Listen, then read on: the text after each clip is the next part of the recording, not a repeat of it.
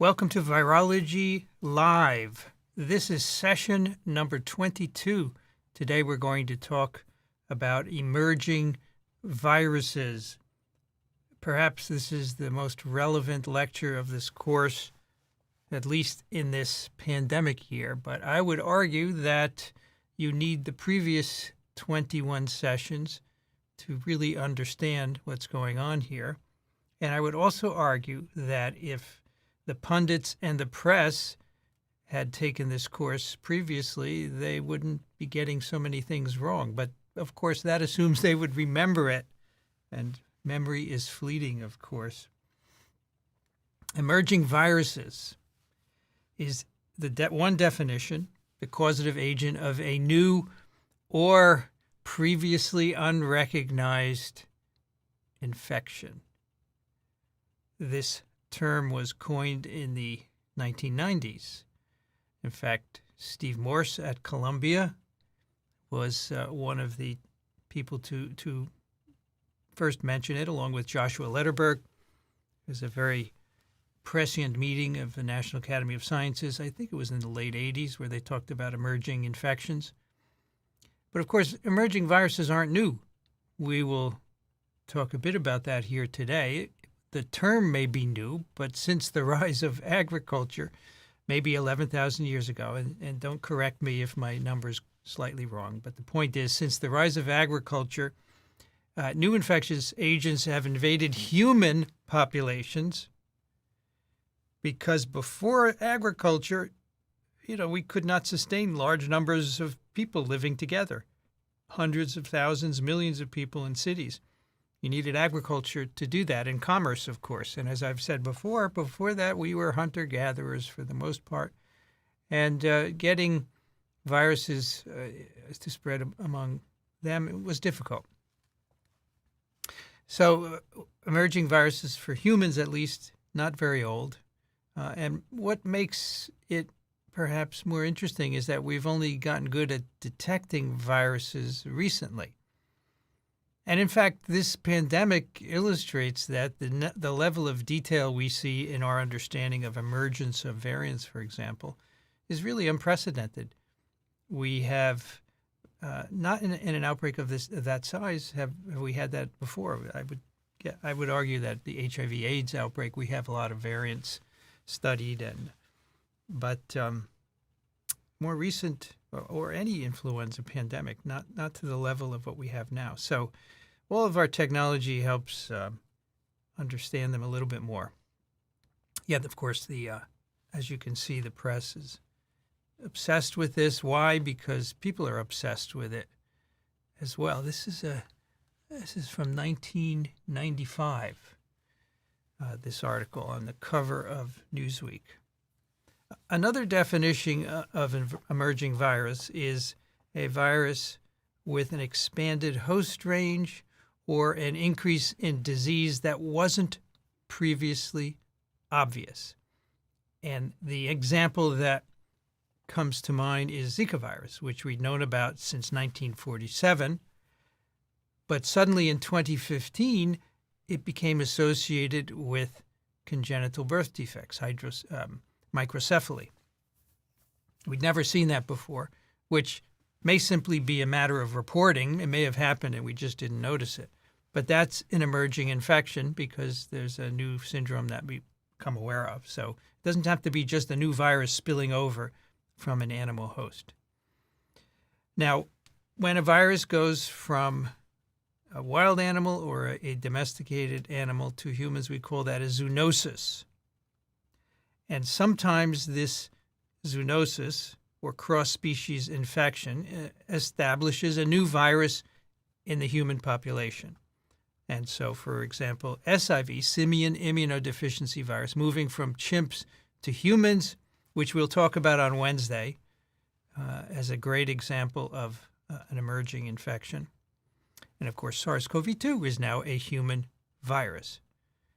But there are plenty of cross-species infections where the virus cannot be sustained in humans.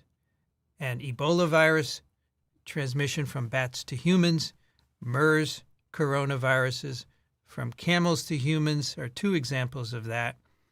These initiate short chains of infection, but they eventually stop. They do not become human viruses. Whatever it is that it takes, whatever changes in the genome simply are not occurring. And so they can be stopped quite readily. West Nile virus in humans, every infection is a spillover from a mosquito to a human. And the mosquito, of course, got it from some wild animal, a bird typically, or a rodent. And they're not transmitted to another human. They're all spillovers, and it's not sustainable. So it's very important to distinguish between these two kinds of properties. We can point to animal origins for all of our human viral pathogens. And this is a lovely image from an ASM book, which I've forgotten, but we have repurposed it in Principles of Virology, where on the y-axis here we have viruses belonging to number of genera. So these numbers are genera, viruses belonging to genera. And then on the x-axis we have different categories. So for example, human viruses from 31 genera crossed over from animals some time ago, anywhere from hundreds to thousands to tens of thousands of years ago. And these are now human viruses. And of course, that one of those would be a coronavirus genus, but there are many others as well. 37 viruses from 37 genera are zoonotic pathogens. That means every human infection nearly is a spillover from an animal host. It may not be every human infection, but the point here is that they do not evolve to transmit among humans. They have little or no ability to transmit among humans. We have viruses from 16 genera, which were transmitted from ancestral hominin species to at the emergence of the Homo genus. So this is an Australopithecus, right? Ancestral hominins. So they transmitted it to early Homo species because they overlapped 16. And then 6 we acquired from other Homo species. And this is a Neanderthal to isolate that. And there were other Homo species besides Homo sapiens as well. Every human virus came either from an animal or from one of our ancestors. And our ancestors, either the Neanderthals, for example, or not ancestors, but the Homo species that lived with us for a while, or our Homo ancestors got it from someone else, another animal, for sure. None of these came from a lab. And I think if you just understand this little bit of history, you'll understand why SARS-CoV-2 did not come from a lab. It came from nature. This is where zoonotic pathogens come from. But failure to understand history is what leads to erroneous conclusions. Now, viruses come from non-human animals for the most part, especially today since we don't have any Neanderthals or Australopithecines around any longer.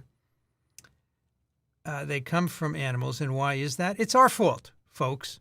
I want you to get this. It's our fault. And one of the reasons is population growth, which I guess is not a fault. It's just what happens. But we end up occupying almost every corner of the planet. We encroach upon wild areas where animals live, and we get their viruses. I'm going to tell you a bunch of stories today about that. But look at the population growth. I mean, for many years it was rather low. Then all of a sudden, an explosion, and now we're at the 7 billion or so population. There's no sign of it slowing down, at least for the near future. Maybe at some point it will.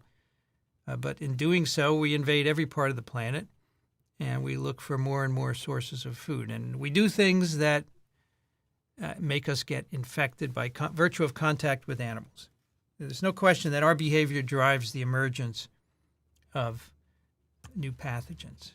And there are many kinds of both ecological and anthropogenic activities that promote virus emergence. Some of them are shown here. I love this. Humans continuously devise ways to encounter viruses. And we don't even think about it, right? I would guess most of the people out there pre-pandemic never thought that they devised ways of encountering viruses. One of them is, of course, air travel. This is a snapshot from that website where you can see where all the flights are in the world at any given time. And it's just amazing, right? These were all the planes in the air at the time I did the screen capture. So that's obviously one way to bring viruses everywhere. But there are other more subtle ways. Dams and water impoundments change the ecology. Irrigation, deforestation, we'll see example of that today. Rerouting of wildlife migration patterns, wildlife park. Long-distance transport of livestock and birds, like pigs being transported around the world and carrying their influenza viruses, and same with birds. Blood transfusions, transplantation of organs from non-human sources are potentially a source of viruses. And, of course, societal changes with regard to drug abuse and sex. These practices have increased hugely, and they're great ways to spread viruses. Air travel, urbanization, daycare centers. Before we put hundreds of kids together every day and had them bring home viruses to their parents, that wasn't an issue. Hot tubs, improperly sanitized, air conditioning. Used tires we've talked about before that transport mosquitoes in the bits of water that are in them. Climate change, of course, is a big deal. It is raising the global temperature, and that makes mosquito ranges expand, and they contain viruses, as you know, and that's a consequence of what we are doing. And maybe some of the natural disasters. Hurricanes can often bring new mosquitoes into areas. Anyway, there are plenty of activities that we do that promote emergence. I'm going to give you some specific examples of that today so that you understand in some detail how this happens. Now, I just want to show you the Amazon North region of Brazil on this image. So here's, of course, South America. There's Brazil, the North region up here, the Amazon North region. Many viruses in this area exist. And these are all the little fonts here, the little printed dengue you can see, but many other viruses you've probably never heard of. Virus, Melgaco virus, Murubi virus. And so these are viruses that have been isolated at the Evandro Chagas Institute in Brazil. And they're just some of the ones that are in there in various animal species. And why is this relevant? Well, as you know, but inhabitants of Brazil are clear-cutting the forest. And so humans go in there, and they work, and they have contact with the animals. And the possibility is that they can acquire infections and bring them back home. This is just one area. Every area with wildlife, of course, has associated viruses. And so here are some of the new viruses that have emerged and the factors that led to their emergence. And we will talk about some of these today. For example, dengue virus we will not talk about, but urban population density, water storage favoring mosquito breeding, the movement of used tires has helped to spread dengue virus.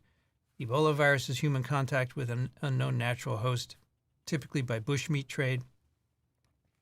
Hantavirus is agriculture. Human rodent contact during the rice harvest in certain Asian countries promotes emergence of Hantavirus. Hendra proximity of fruit bats. We'll talk about that today. HIV, bushmeat trade, hunting and butchering of infected primates.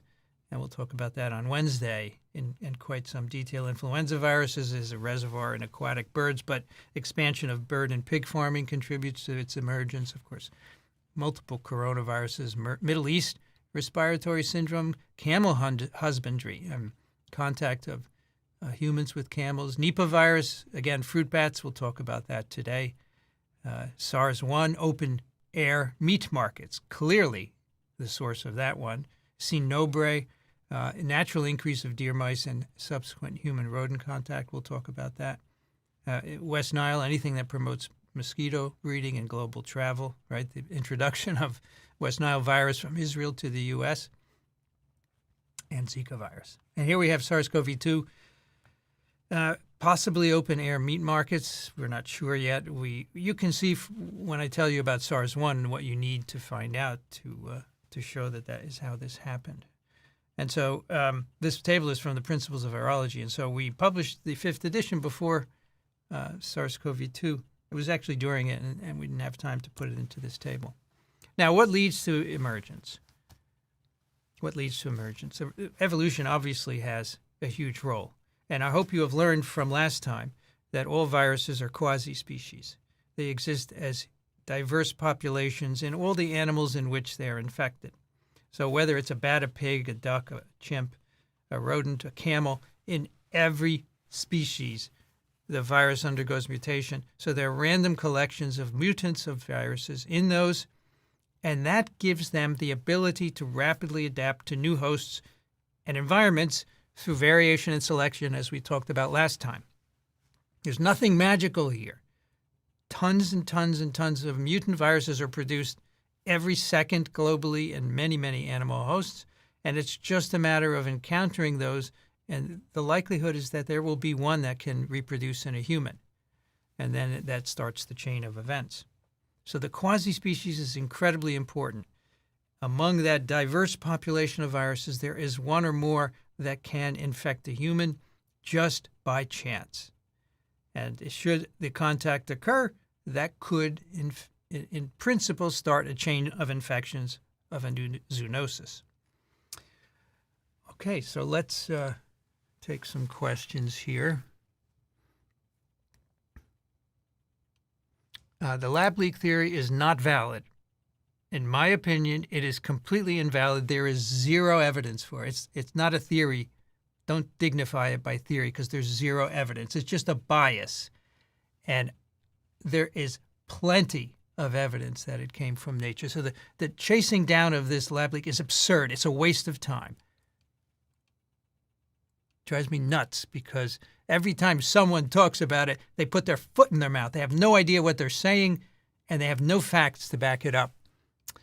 Let's see here what we have earlier.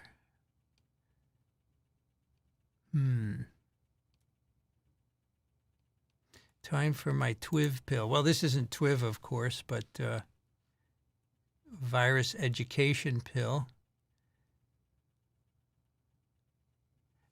Always good to go back to old TWIVs. I would say, and I should start the damn timer. Where did it go? I lost my timer. Oh, well. It is 11:17. Always worth going back to old TWIVs. After the evolution session, I watched the early one with Eugene Koonin. So Koonin was on 2 TWIVs. I highly recommend. He's brilliant. Brilliant.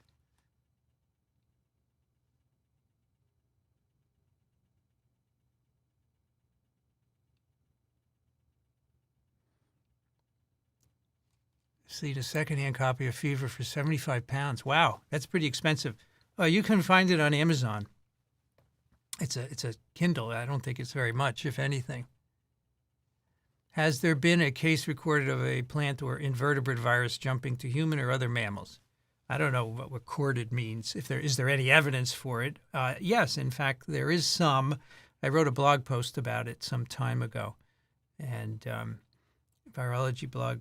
Just search for plant to animal jump or something like that. You'll find it. It's the one example we have some evidence for.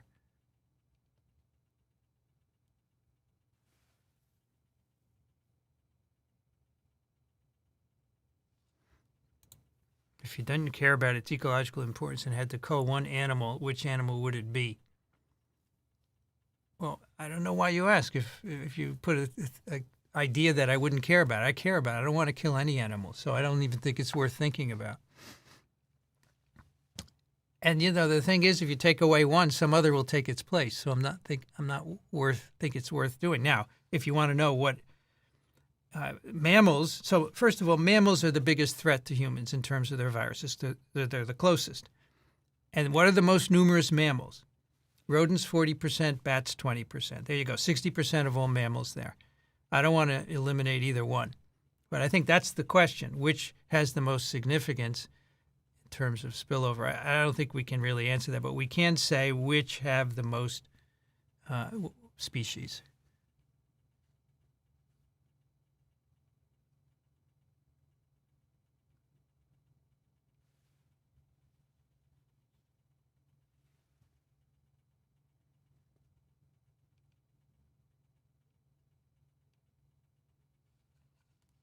What's the source for the Amazon North virus map? I don't know offhand. I believe it's a review article somewhere, but I don't know. I can find it, but I don't know offhand. Do you think I made it up? I couldn't make that up.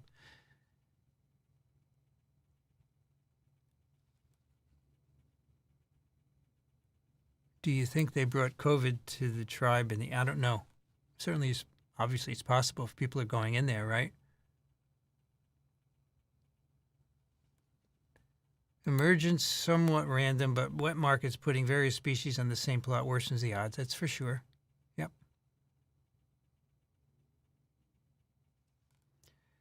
Mariposa County is a bit of a hotbed for C. nombre, several deaths in Yosemite National Park. Yeah. So people camp out on those wooden platforms, and the mice often nest under them. And so, as you'll see, it comes from mouse droppings. Upstate New York also had a few cases.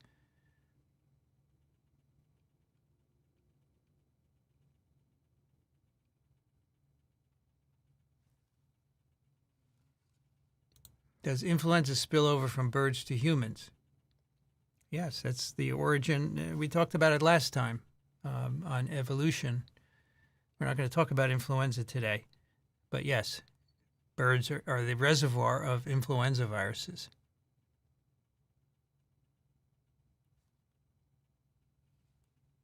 SARS-CoV-2 is varying a lot, but we see a lot of common mutations between variants. Is this only because the virus is recent in humans, so it has a lot of obvious adaptations it can make? I'm not sure you can say that. I just think that there are certain changes that adapt the virus to humans, and those are the ones that are obviously selected. And the other thing is, when a virus emerges that is more fit, because it's more fit, it tends to dominate. And so I think that's one way to look at it.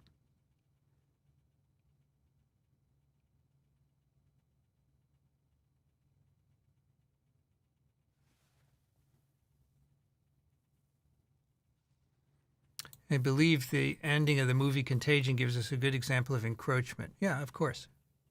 It's a good one there, but people forgot it, I guess. Yeah. All viruses are quasispecies. Amen. Yes, absolutely right. Can speciation help animals avoid viruses? Yes. I mean, I think sexual reproduction also enables them to avoid viruses, right? Because then you diversify the gene pool.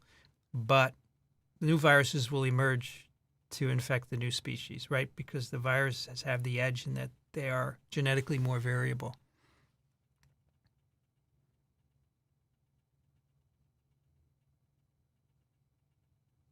New Zealand is attempting to get rid of all mice. Good luck. I don't think it's going to help, but we'll see. And was the lab leak theory proposed by the press also for HIV? Yeah. It was proposed that HIV was made in a government lab. This is ridiculous. I'm not annoyed. I'm just annoyed when people talk about the lab leak theory or hypothesis, which is, first of all, is not either, and there's zero evidence for it. It shouldn't even be discussed. I'm not annoyed at all. No, I'm good.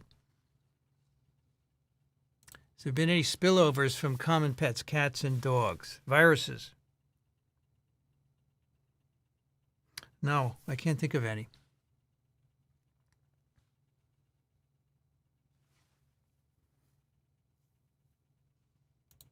Now, more fit means it out-competes another virus. It doesn't have, it could be spreading faster, but it doesn't have to be. There are other ways it can be more fit, and I've talked about that before. What is encroachment? So you have the Amazon, pristine forest, and then humans go in and cut all the trees down. That's an extreme example.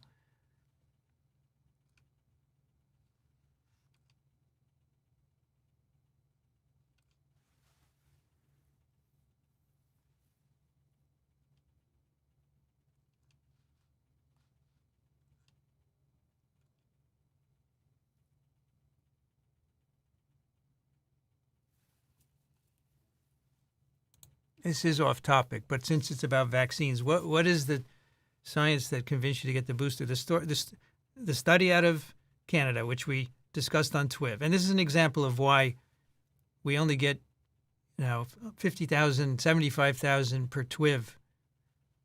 People don't listen to what's important. Study out of Canada, which showed that a third dose broadens the neutralizing antibodies to include the variant Omicron and other variants. I thought that was good. It isn't definitive because it's not disease. If you listen to Paul Offit, disease is what matters. But I thought that was good. And it was a good thing I did it because then the next day Columbia said you need a booster to come on campus. This pandemic is amazing to watch the science unfold, or the bad science in particular, and finally maybe it gets corrected. I think Paul Offit was just right on yesterday saying all this nonsense about vaccination boosters that's been talked about. But I don't need to repeat that. Yes, COVID has been found in deer, SARS-CoV-2. Could deer ticks be a source? I think not. There would probably, most viruses have to reproduce in their arthropod vectors, so I think that's not likely.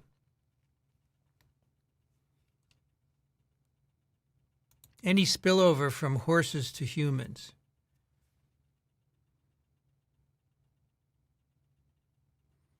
Equine encephalitis virus. It's one. Mosquitoes take it from horses to humans. Do plant viruses spill over into other species? They might, but we don't really track that. And so it might be happening and we simply don't know it. It's a good question, though. We're very human-centric. All right, let's go back to our session.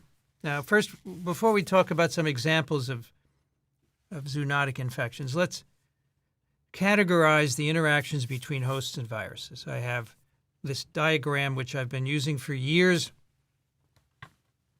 where we have stable virus-host interactions. So these boxes describe the interactions of hosts and viruses. Stable is the word, as the word means. The virus-host interaction has occurred for some time. For example, it's a human virus or it's a rodent virus. It is not something that spills over periodically. That maintains the virus in whatever the ecosystem is. And this is typically the source of the other kinds of interaction, evolving passage of virus to a naive population. It could be the same host or a different host. It could be humans in a different part of the world that hadn't seen the virus before, or it could be from, for example, the diseases of colonization and exploration we'll talk about in a bit, or it can be from a different species. So that's evolving, and these are typically emerging infections are going from stable interactions, a virus in a bat reservoir, for example, to humans. It becomes an evolving interaction. Dead end, one-way passage to a different species. Many of the zoonotic infections are dead end because even though they may transmit a bit, they don't go very far. So that's what I define as a dead end.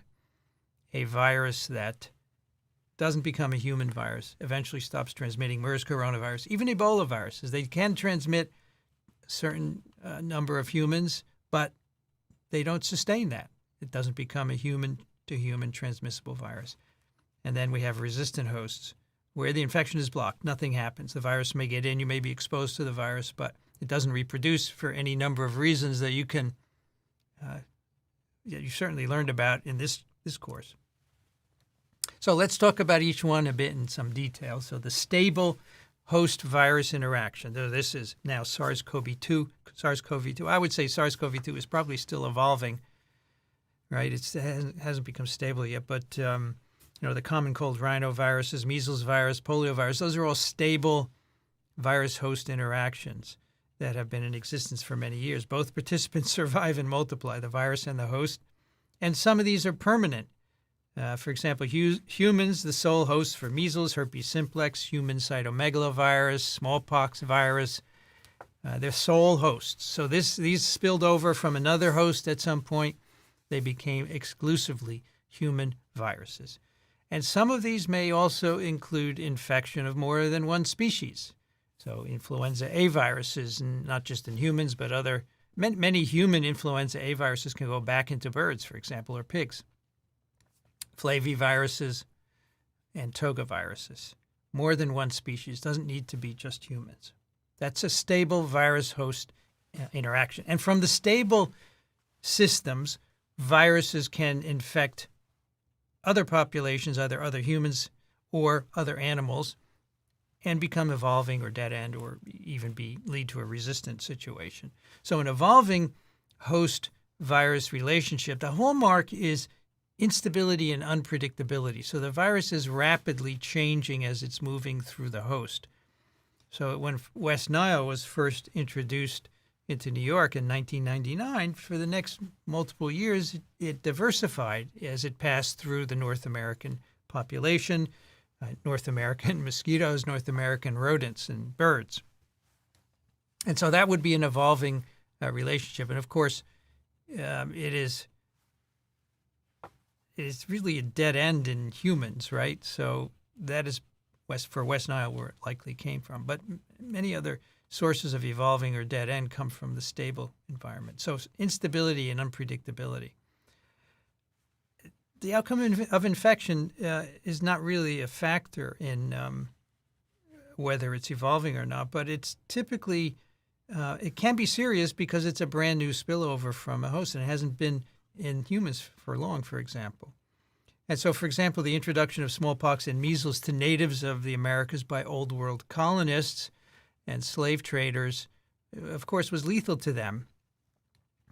And it was lethal because they had not experienced the virus before. It arose overseas in the Middle East, of course.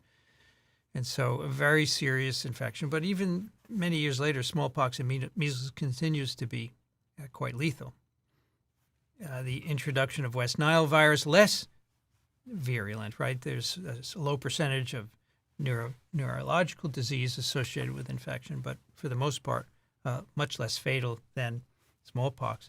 And the introduction of myxoma virus to eliminate rabbits into Australia the first year, most of the rabbits killed, and then after that, much fewer. So it's an evolving host-virus relationship. And, when it becomes stable is a difficult question. The stable ones have been around a very, very long time. I don't even know I think HIV would probably qualify at this point as a stable host-virus relationship. It's infected people all over the world and established local clades and so forth. So I would say that's a stable one. So dead end is probably what happens most of the time in these spillovers, cross-species infections. You go into the woods, you get a virus from an animal, you never know it because it doesn't reproduce in you. So there's no sustained transmission from the new infected host to others of the same species. You bring the virus back from your hike, and it's the end of it. It doesn't go to anyone else. Now, I would argue that Ebolavirus in humans, chimps, and gorillas is a dead-end interaction because it doesn't sustain. It does not transmit. Now, people always say to me, what about the West African Ebola virus outbreak of 2015, 25,000 cases? Well, yes, there was transmission there, mostly through close care of patients in the hospital or at home, where you're right up there and you're getting body fluids. And so, yes, but the chains of transmission are very short. It doesn't become a human virus, so eventually it dies out. Even with no intervention, it would die out. So that, in my book, is a dead end. If you don't like it, that's fine, but that's my definition. H5N1 influenza virus, very, very short chains of transmission. It's essentially a dead end in human. So they contribute very little to the spread of the natural infection. H5N1, 1 to 2,000 total fatal infections in humans, no transmission whatsoever. So here are some examples of stable and dead end virus-host relationships. So here we have a virus that is transmitted by mosquitoes among wild birds. So that's the stable host-virus interaction that has existed for many years. The bird is viremic. The mosquito takes a blood meal and, of course, transmits the virus to other birds. And so here, the viremia in the bird is sufficient to be able for the mosquitoes to transmit it from one bird to another. These mosquitoes can bite chickens and transmit it to them, and the birds can be bitten by other mosquito species as well and transmit the virus to other hosts.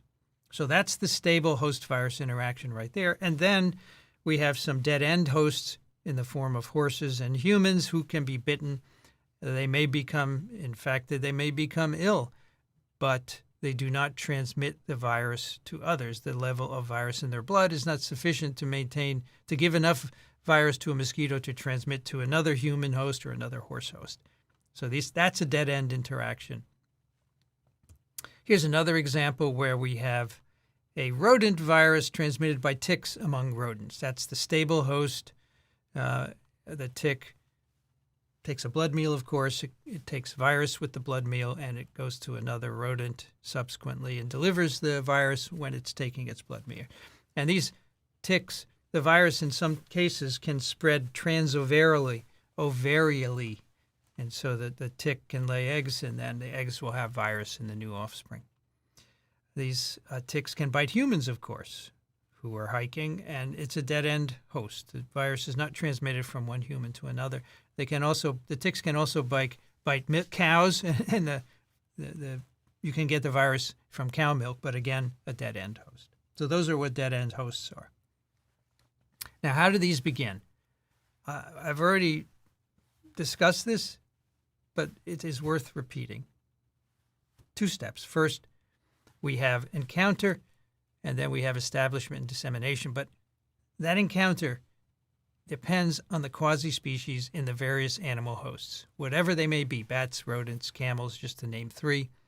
There's a quasispecies there. And among the diverse virus population, there may be many that can infect humans. And so that depends on encounter. If a virus diversifies in the woods, if there's no one there, there's no consequence.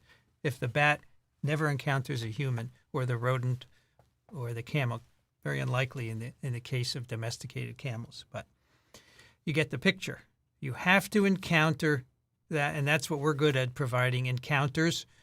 And then if it succeeds in that first human, it may become established and disseminate. But most of the time, these viruses do not succeed for whatever reasons. We don't know anything about them. We know nothing because we have no evidence to go on. But sometimes they do establish themselves and can do various things, as we see for SARS-1 and 2. So again, rare chance encounters of viruses with new hosts may never be detected. There are many reasons why you might have a single host infection, but that is not transmitted to another human. Perhaps your immune system took care of it very early on. Maybe innate immunity took care of it. Maybe the virus didn't reproduce well enough to be transmitted.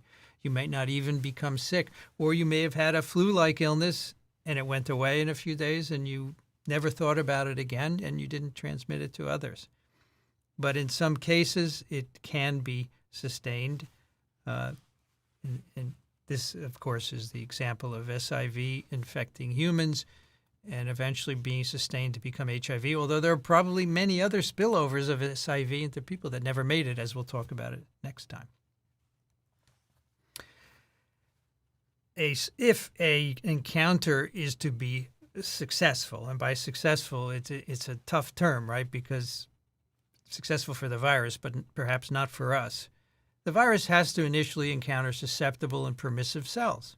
And you know what that means. Susceptible has receptors. Permissive means the virus can reproduce in them. And that's a high bar. Having a receptor is not enough to ensure that the virus will reproduce. And if it did, then population density and health of the hosts are also important factors that can determine the outcome.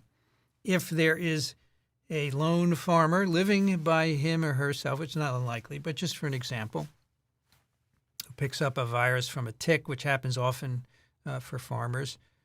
If that farmer never encounters anyone else, nothing will happen. That will be a dead-end infection. Whereas if the farmer goes home to a family, it could spread the virus to the family, and then if the family goes into town to shop, it could spread it further. And if the host is not healthy and allows higher virus reproduction, that could increase the likelihood of transmission. Could be slightly immunosuppressed. You could be severely immunosuppressed. Maybe that's an important factor. We just don't know because we don't have any records of those earliest first people infected for any infection, and we never will because they are most likely asymptomatic. And remember that virus populations continue, or what I say, endure in nature because they establish chains of transmission from one host to another. If they don't do that, they eventually go away, as Ebolaviruses do, as MERS coronaviruses do, and you need another spillover. But that always happens. There are always new spillovers of many, many viruses, Ebolavirus, MERS coronavirus, Hantaviruses, etc. Okay, let's take another question break. Let's see if I can get a timer here. Here we go. There is a timer, and it already started. Excellent. It's big, so won't miss it. All right, where did we end up last time? Here we are.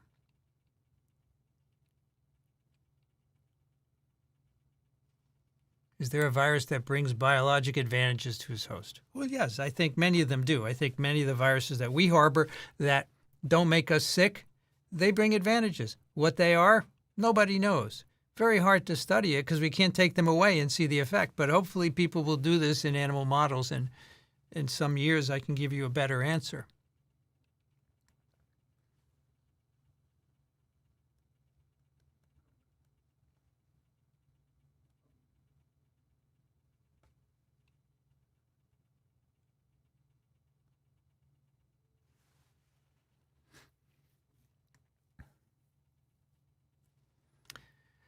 So there is a distinction between stable quasispecies and a more actively evolving one. So I don't think that's right. I think the quasispecies is always diversified. I think what is selected is the key, right? So right now we're seeing selection of lots of CoV-2 variants because I don't know why, but the virus is not yet well adapted to its host, right?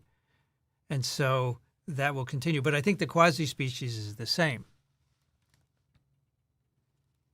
Odd that smallpox never evolved a less virulent strain that did not kill hosts. Not as far as we know, right?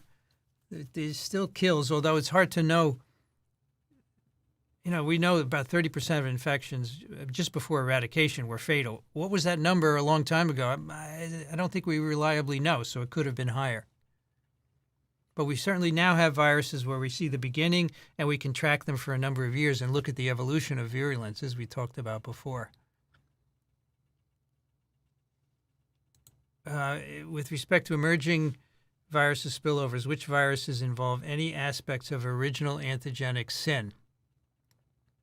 The only ones I'm aware of are influenza viruses, where if your first encounter with an influenza virus is the one that you first respond to immunologically when you then are subsequently infected.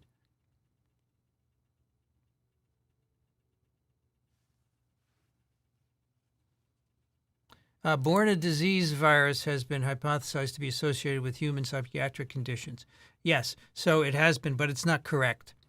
Born a virus is certainly associated with human neurological disease. It is a rodent virus that's occasionally transmitted to horses, makes them sad, causes sad horse syndrome, neurological infection of horses. And recent work, which we've discussed on TWIV, in fact, I was over in Rotterdam, and I interviewed one of the people working on that. Really interesting. Breeders of squirrels in Germany were getting this neurological disease. It turned out to be Bornavirus. So the idea that it's causing psychiatric disease is now not believed to be the case anymore, but it certainly causes human neurological disease. Should H5N1 be transmissible to humans? Well, humans occasionally get H5N1, high-path H5N1 from chickens, but it doesn't sustain chains of infection. Do spirochetes get, yes, they get bacteriophage infections. Yep.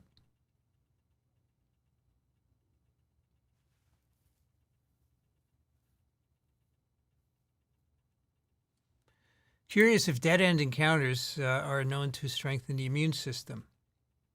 I think it depends how the extent to which they're reproducing. So Ebolaviruses are certainly reproducing in their dead-end hosts, so they do make an immune response. Yeah.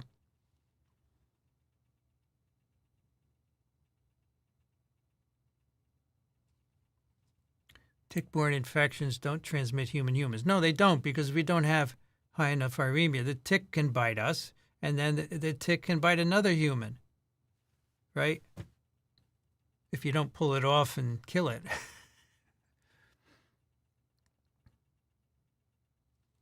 When looking for emerging virus, what type of scanning is typically used? So you can do sequencing, or you could do serology. So, for example, after SARS-1, they collected serum from farmers working in remote parts of China and found that 2 or 3% of them have antibodies to coronaviruses of bats. So they're clearly constant spillovers from bats into those people, but nobody gets sick and nothing happens to it about it. Is there anything humans can do to prevent spillover? Well, I think, as you see today, we could somehow control live animal markets. I think we could I think we need to cut down our dependence on pigs and chickens for protein, because that's a source of influenza viruses. And so either regulate it or biocontain it a little better than we have, and not encroach upon wild animal territories. I'm sorry, you want the question window enlarged. Sorry about that. For some reason, all my settings got reset. There you go.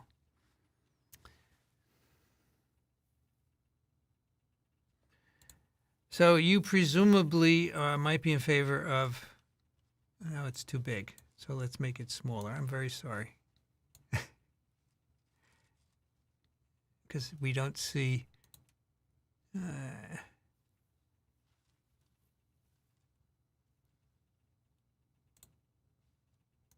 there you go.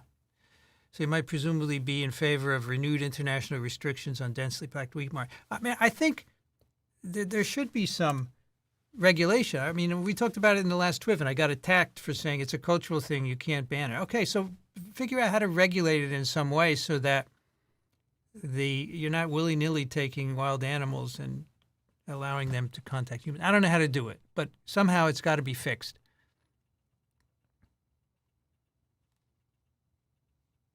What type of viruses could spill over from, let me make this a little smaller. How about 20? Let's try that, because I like to see, nope, 20 is no good. And now I've lost the ability to,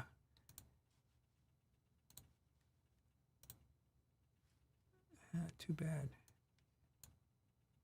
I'm sorry to do that, but I want to get the icon in there. All right. What type of viruses could spill over from mice? Now it's too small. We'll go back to that. Birds and ticks. Well, I'm not going to give you a comprehensive catalog, but we're going to talk about some examples of mouse spillover today.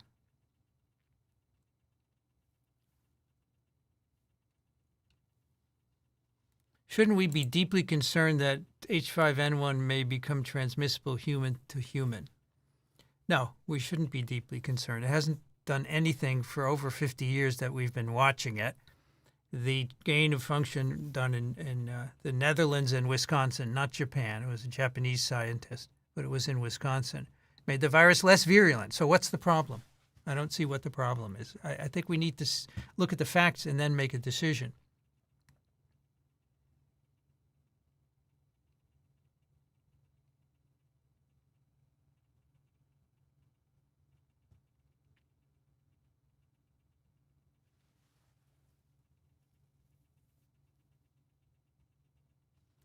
What do you think about the idea that human immune systems are more suited to deal with viruses that need a viremia in terms of lasting immunity? So it's funny that he takes credit for that, because he was on TWIV and we came up with it together.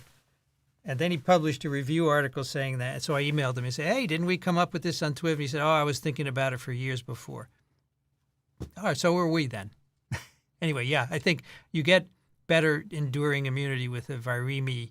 I don't know why that is, though. We'll get him on to talk about it, yeah.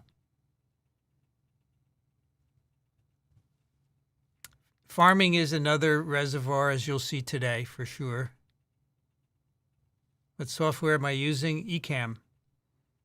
In Ecamm, you get the chat on one side, and when you click on a comment, you can highlight it or make it go away. Yes, so the answer to Andrew is a plant virus that switched to vertebrates. Circoviruses originated in plants, and now porcine circos are a problem. Yeah. Thank you, Zoe, for your contribution. I really appreciate it. Okay, we are out of time, so let's go back to discussion. We will take away the timer for now and restart it later. I have to get rid of that. Okie dokie. All right, let's talk about origins of some viruses, examples of spillovers, so you understand what's going on here. You need some knowledge because when you start making hypotheses without it, you're bound to be wrong, and that is my point about taking a course before you start becoming a virologist.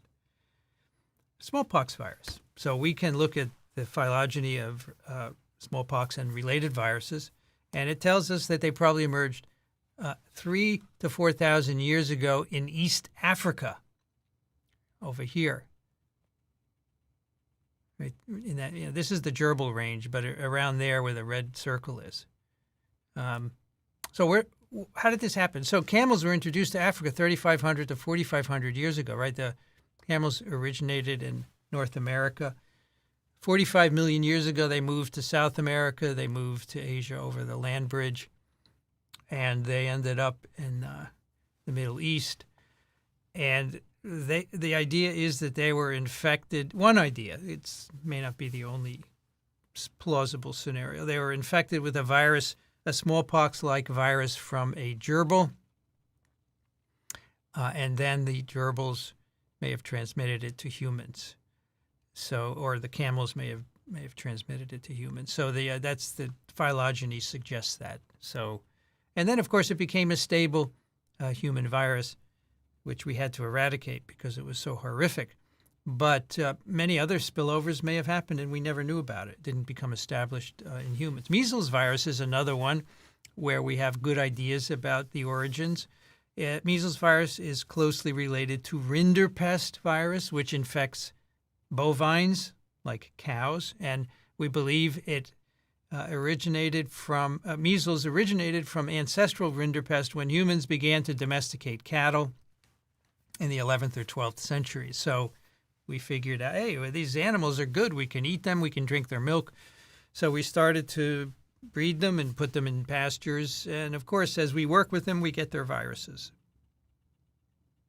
And then as populations began to grow and congregate in cities, the measles virus became established in them. The virus requires large populations, 250,000 or more, to be sustained. And therefore, when those numbers were achieved, then the virus became established in the Middle East. And eventually it spread around the world, spread to Europe, of course, and also the Americas by colonization and migration. It reached the Americas in the 16th century and destroyed many, many millions of Native Americans who had never seen the virus because it had emerged in the Middle East or in Eastern Africa. And so this brings up this idea of diseases of exploration and colonization. That is, there can be explosive epidemic spread when a virus enters a naive population. Sounds familiar, doesn't it? SARS-CoV-2, right? Explosive epidemic spread. A naive population had never seen SARS-CoV-2. Well, measles and smallpox, introduced into the New World by explorers and colonizers, had dire consequences. We talked about measles. Smallpox reached Europe from the Far East in 710.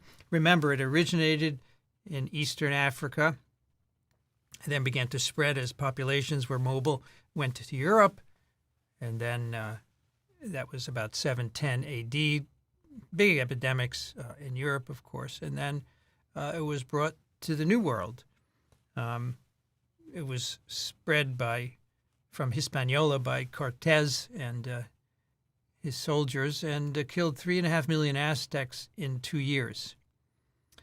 That allowed, of course, Cortez to conquer the Aztecs where his paltry band of soldiers could not. So big effect when a virus is introduced into a naive population. It's an evolving virus, of course, in those early years.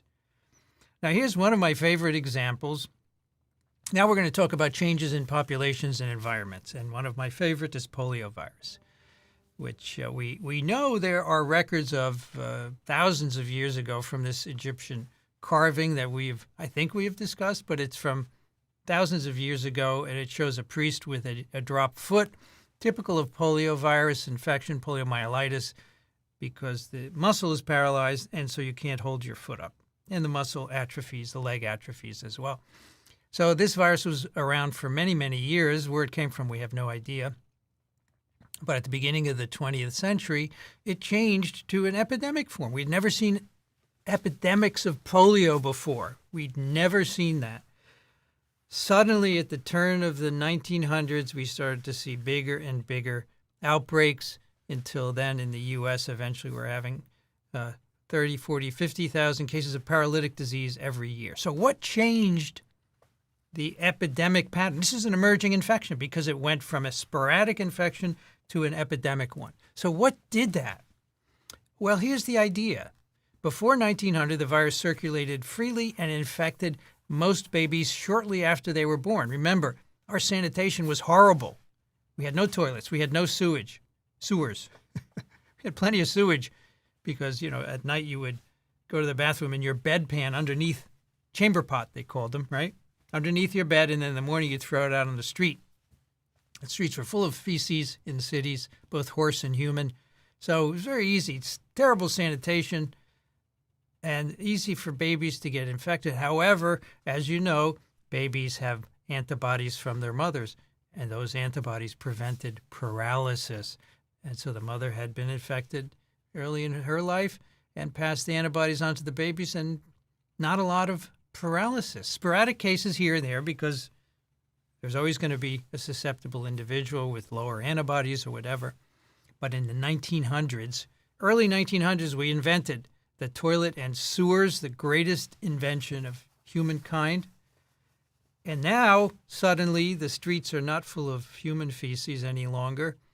And we delay infection of those babies until early in life. So now we have many babies getting older, and you have a lot of them together. Boom, you introduce the virus and you have epidemic polio. Now, if we had been doing genome sequencing in 1908, we would have said, aha, the virus mutated and is now causing epidemic polio. But they would have been wrong because it was all about delaying infection beyond the point when maternal antibodies can protect you. And now the baby is immunologically naive. You get infected, and now you're more likely to get paralytic polio. So polio we call a disease of modern sanitation. And I bring it up all the time to people who look at genome sequences and say, aha, this is why the virus is doing this. You don't always know. You need to do some hard work, as was done here. Another example of changing climate, an example of changing climate in animal populations. This is Hantavirus pulmonary syndrome. First cases in the U.S. noted at the Four Corners area of New Mexico, where the 4 states join. The first cases found there in young people with apparently healthy who would die of a very, very severe respiratory infection. Eventually, the CDC determined that the disease is caused by C. nombre virus, and it is endemic in the deer mouse, Paramiscus maniculatus. If you just randomly collect paramyscus from all over the U.S., about 30% of them are actually positive for Hantavirus. Nombre virus, I should say. Hantavirus is a different virus that causes disease in Asia. Now, the first virus isolate was from an area called Muerto Canyon, and so the CDC originally called it Muerto Canyon virus, but the local residents objected. They didn't want a virus named after their area, so they actually changed it a few times, and they were all objected to until the CDC, in a rare showing of humor, called it Nombre virus. But this is it is a bunyavirus. These are enveloped viruses with segmented genomes, ambisense genomes, as you can see here. So what caused this sudden emergence? We'd never seen this before. Well, it turns out in 1992-93, there was a lot of rainfall. And as a consequence, there were a lot of piñón nuts, which grow in the area. And, humans like piñón nuts. I certainly like them very much. They're in many Italian recipes as well as others. Delicious. But mice like them also. And so they got a lot of piñón nuts to eat, so there were a lot of mice born. The mouse population rose, and that they invade your homes. When there's a lot of mice, the likelihood that they're going to invade your home increases. The virus infects mice naturally. The natural host is the deer mouse and other mice. The virus is excreted in mouse feces.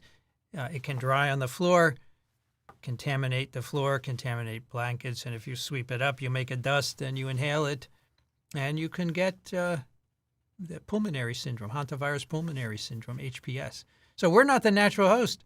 It's a spillover from mice, and we're dead-end hosts. We don't transmit to other humans, but it turns out that these cases are not new. We could go back to as early as 1959 and find evidence of a disease in humans that pretty much is HPS. We just hadn't picked it up. Person comes into the hospital, severe respiratory disease, can't figure out what it is. That's the end of it. But now we have the technology to do it. So next time you have rodent feces in your house, resist the temptation to just sweep it up dry. You should probably spray it with a little dilute bleach and hydrate it so it doesn't aerosolize the particles. In the U.S., we track Hantavirus pulmonary syndrome by state.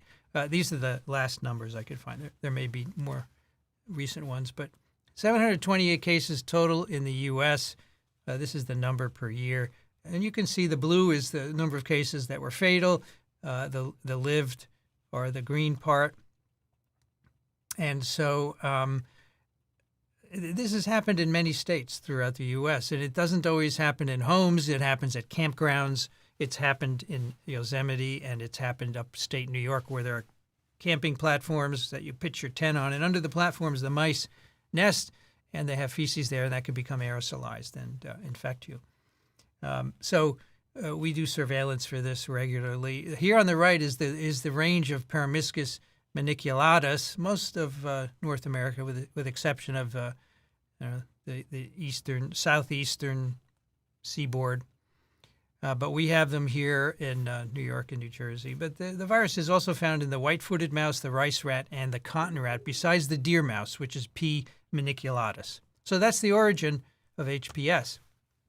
And that brings us to bats, which we didn't always realize were a major source of zoonotic infections. We just didn't know it until 1995 when we discovered two viruses, Nipah and Hendra viruses, originating from flying foxes, a certain kind of bat. Lovely animals. I think they're just so elegant and nice wingspans of 4 or 5 feet.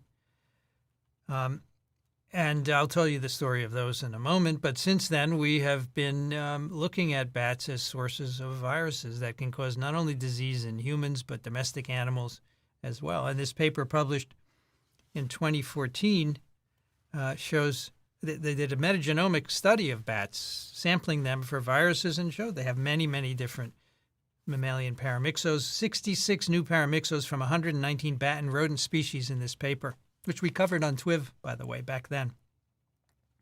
So first example, which really alerted us to the danger of bats is Hendra virus, discovered in Hendra, Australia up here. In September of 1994, there was an outbreak on a horse farm, a racehorse farm, that killed 14 racehorses and one of the trainers that took care of the horses. And the culprit here was a flying fox. It was subsequently, the virus was discovered in flying foxes, which feed on fruit, and they often will fly into stables, and they excrete the virus and contaminate the stable, and the horse, of course, acquires the infection. And so this is a consequence of building stables near the habitat for the bat, for example. The range of bats, Terapus bats that are associated with Hendra, and also Nipah, as we'll see in a moment, is shown by this blue line here. So you can see the bats themselves have quite a wide range. But only so far we have seen Hendra here in Australia and Nipah in Malaysia and also India. We haven't seen them elsewhere, but the possibility remains that the virus may be elsewhere. So horses continue to acquire infection. There have been numerous outbreaks in horses since then. So a vaccine was developed, which is actually the glycoprotein of Hendra virus. And this immunizes the horses against infection. And this is a one world health approach. So one world health means we're all connected. You know, humans may think they're at the top of the food chain, but really all animals on the planet are connected. And you can influence one by doing something to another. So you can vaccinate horses and protect humans. You don't want to vaccinate humans because there are not enough cases to justify it, but human cases, but there are enough horse cases. And of course, race horses are expensive, and so you can immunize them. You protect the investment of the owner, and you protect humans as well. The next bat-borne virus outbreak was by Nipah virus. So Hendra, of course, was named after the locale in Australia where it was first discovered. Nipah virus outbreak first seen in Malaysia in 1998. So initially up here in the Perak district, where there were many outdoor pig farms or piggeries. And there was an outbreak in 1998 of respiratory and neurological disease on pig farms of the pigs. The pigs were developing a respiratory and neurological disease. But then, of course, when you have pig farms, you have humans who take care of the pigs and they get very close to them. And so there were 105 human deaths as a consequence of that respiratory and neurological disease. This is the virus on which the virus and contagion was based upon. And to stop this outbreak, they culled 1 million pigs, very big loss of protein, but that stopped the outbreak. There was spread of the virus down to a southern district in Malaysia here by shipping of infected pigs, actually. And so they stopped that as well. And there have not been subsequent outbreaks in Malaysia. So this virus also comes from fruit bats. Just like for Hendra virus, the bats are unaffected and they excrete the virus in the urine. The fruit bats infected the pigs, and the pigs spread the infection to humans. Now, subsequently, we've seen outbreaks in India and Bangladesh associated with human consumption of date palm sap. And date palm sap is sap collected from a date palm tree, and you do so by tapping the tree and hanging a bucket on it. And so you leave these on for days, of course, and then you collect them. And the consumption of this is associated with outbreaks in India and Bangladesh. The low-cost solution to stopping that was simply to put a cover on the buckets because the bats like to go in at night and drink the palm sap. They like it too, and as they drink, they're urinating in the date palm sap. So they're putting virus in, and then humans get it. There's a wonderful exhibit of this. If you're in the U.S. and ever visit the Smithsonian, there was an exhibit. I don't know if it's over, but it was called Outbreak, and I went there, and I did a TWIV there from the museum, actually. It was really cool. And so many cool TWIVs. So few people know about them. and they had a palm tree with a date palm sap collector on it and bat hanging nearby to illustrate what was going on. There is limited human-to-human transmission. It doesn't become a human virus, though. The chains of infection are short. And infections continue to this day, not all of which have, not in Malaysia, but in India and Bangladesh, not all of which have date palm sap association. So what led to the emergence of this? Well, the reservoir is the fruit bat. From the 70s to the 90s in Malaysia, there was massive deforestation undertaken for the wood and to make industrial plantations, and this reduced the habitat of the bat. In addition, one of the ways that they deforested was by slash and burn deforestation, and that made a lot of smoke. That haze blanketed much of Southeast Asia in the months just before this Nipah virus outbreak. Furthermore, this whole situation was exacerbated by the El Niño drought, reducing the number of palm trees, which are the habitat for the bats. So basically, all these things reduced the availability of flowering and fruiting trees that are used by the fruit bats for foraging. So what did they do? What did the fruit bats do? They went to orchards of trees that have fruits in them, which were built nearby the forest. And they often had piggeries in these open orchards. So as I said, in Malaysia, they used to have open piggeries. They're now all indoors to get around this. But they were outside. They were in the area of the fruit trees. At night, the bats would come, eat the fruit, contaminate the fruit. The fruit would drop to the ground. The next day, the pigs would eat it and get infected. So that all of these things contributed to forcing the bat out of their habitat toward the orchard and where the pigs were. So that's summarized here. We have fruit bats, the natural reservoir of Nipah virus. Then we have the El Niño causing a drought. We have anthropogenic forest fires. We have haze. We have deforestation, reducing the food supply. The bats migrate to where the pigs are. They infect the pigs, and then the pigs infect humans. So that is summarized here as well, right? We have flying foxes foraging on fruit trees and pig farms. We're contaminating the pigs. We're contaminating the humans. But we also have the date palm sap transmission. Flying foxes feeding on date palm sap in collection pots. Humans are contaminated by that. They get sick, and then the family members are treating them, and they get infected. So there's a little bit of limited transmission there in families. But then there are some cases where we don't have any association with date palm sap. We don't really understand the reason, though. So parts of India, the Kerala district of India has had a few of those. Is there a spillover event from a bat flying over? Is there contact with horse that might be infected? We don't actually know the source in those cases. One more of these interesting cases, which again just exemplifies how human activities cause these spillovers.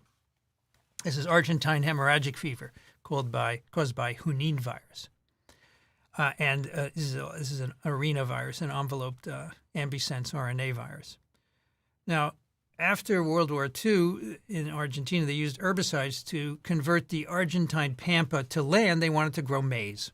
So they put herbicides to kill all the weeds, and they planted their corn. And what happened was a new shade-tolerant grass grew up in the shadow of the corn. It hadn't been there before. This grass attracted a new mouse, Calomus musculinus, which hadn't been there before. It became the dominant mouse because of the shade-tolerant grass. And this mouse had a virus in it called Junin virus. And after these farms were started, a new disease was described beginning in 1953, Argentine hemorrhagic fever. The virus was isolated in 1958, and this whole series of events was traced back. So our desire to convert pampas to farmland led to the introduction of this new virus. Now, Ebolavirus has been a major zoonotic pathogen, first identified in a number of outbreaks in the DRC in the 1970s. And these circles on this graph denote the size of the outbreak. So you can see by year, smallish outbreaks of a few hundred cases. actually a long period of no cases, and then in the 90s, they began again in DRC and Uganda. And then, of course, in 2015, the huge outbreak in Western Africa, Guinea, Sierra Leone, Liberia, and there are over 25,000 cases. So the main sites of these cases are in Central Africa here. There have been some in Nigeria, and the one in Western Africa was the first in that area, and since there have been some follow-up smaller outbreaks. So Ebolavirus, of course, is an enveloped negative stranded virus. There's an electron microscope picture of it showing its characteristic filamentous shape. It's an envelope virus with a negative stranded genome that encodes multiple mRNAs and each encoding multiple proteins. These infections of humans are classic zoonoses. There's typically an index case of the contact with an animal carcass by bushmeat, but we don't always have a contact. We have sometimes some evidence, but no proof. Someone's hunting for meat in the woods, they get infected, then they transmit it to other humans. As they get sick and need some care, they transmit it to others. The chains of infections are short, and they are initially about 2. So here are 2 examples of outbreaks, one in Gabon in 1996, caused by Zaire Ebolavirus, 37 cases. A chimp found dead in the forest was eaten by people hunting for food. 18 people involved in butchering the animal became ill. 10 other cases occurred in their family members. So very typical. Hunter, family members. Another in Gabon, Zaire Ebola, 60 cases. The index case was a hunter who lived in a forest camp. A dead chimp was found in the forest. At the time was infected, although we don't know if the hunter actually touched that chimp. So this is an example of circumstantial evidence for the spillover. But in most cases, people are looking for meat. Now, the West African outbreak was probably so huge because it went undetected for 3 months before WHO realized this was Ebolavirus. There are other diseases that can mimic hemorrhagic fevers, so it was ignored. It never happened before in Western Africa. So here is the index case. This is a lovely case tracing, which was published in the New England Journal. Here's the index case in this village. The first case was a child 2 years of age who was onset of fever, black stool, vomiting on December 2nd, died 4 days later. That child then infected her sister, her mother, the grandmother, the nurse who took care of them, the village midwife who went elsewhere and infected another family, and then this family ended up infecting multiple families and starting this chain of transmission. And so from December, January, February, it wasn't until March that WHO was alerted to this, and that's probably why it got so big. But again, these chains of infection are short. They're family members and healthcare givers that spread by close contact. Now, these are bat viruses. These are filoviruses, Ebolaviruses, and Marburg virus. Marburg, of course, caused an outbreak in a German primate laboratory in the 70s. The monkeys had been captured in Africa, brought back to the lab, and they infected their handlers. Now, Marburg virus has been isolated from the cave-dwelling fruit bat, actual infectious virus. We don't have that for Ebola virus. Zaire Ebola RNA, as well as antibodies, have been found in 3 tree-roosting bats. We haven't found infectious virus. And that's probably the best we're going to do because it's very difficult to go in and sample caves, and these are BSL-4 pathogens. You need very high containment to study them. But we do think that not only humans, but gorillas and chimps are dead-end hosts. They get infected from whatever the reservoir is. Maybe it's a bat, and then they're a dead end. And so we have multiple bats in which these viruses circulate, and they can then in turn accidentally infect chimps and gorillas and humans, and each of those can possibly transmit along short chains of infection.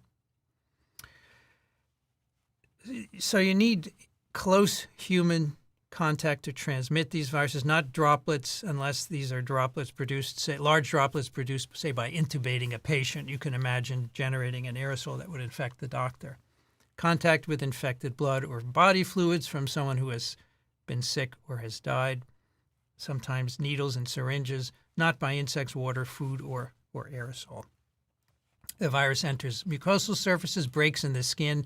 It can be delivered by contaminated needle, and you can find virus in the skin, body fluids, nasal secretions, blood, semen. It's really pantropic.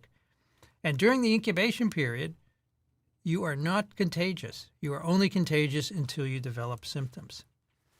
Multi-system involvement, systemic involvement, gastrointestinal, respiratory, vascular system, neurological system, and ranging in case fatality in Africa 30 to 90%. Although this is heavily dependent on medical care. If you get better medical care or appropriate medical care, the CFR can go much lower. Okay, let's take a break here.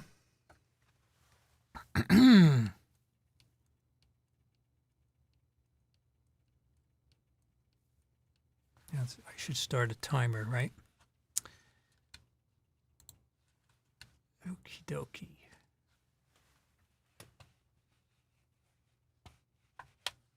Yes, likes do something. They alert other people that there's something good happening. So likes do something. So we appreciate if you like this.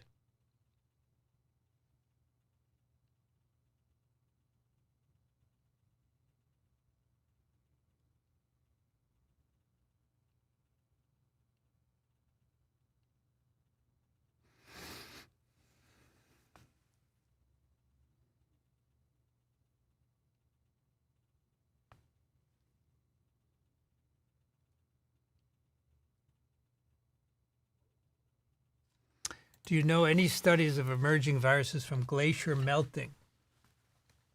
Some giant viruses have been isolated from Siberian permafrost, and they have been studied quite extensively. What was the name of that? I think that was Pandorovirus salinus. But anyway, it was a giant virus, one of the biggest from Siberian permafrost, and that's led to the idea that there's a lot of frozen viruses that may come out when they thaw.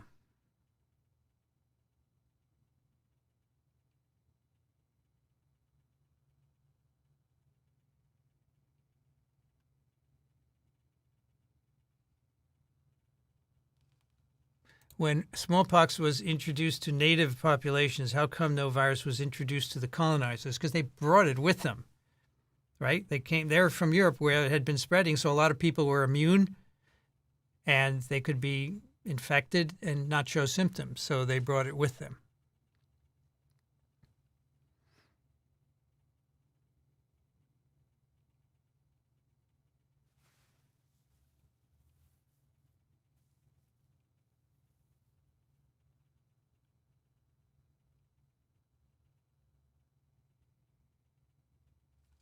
This rap about polio would be misused. No, it won't be, because they won't understand it. I don't know why it would be misused. We vaccinated and almost eradicated polio. Explain. When will they invent a flushing toilet that doesn't aerosolize? Well, I guess you could close the lid, right? That would help. I'm sure it can be done, but it's probably costly.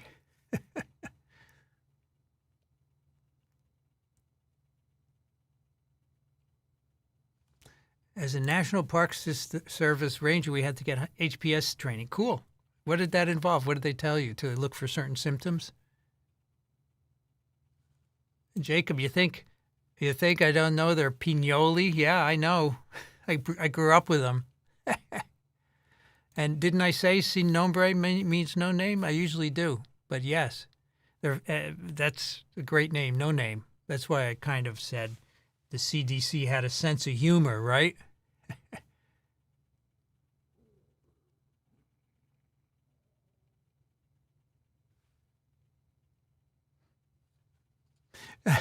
So, yeah, wear an N95 when you clean up mouse poop. Well, you know what?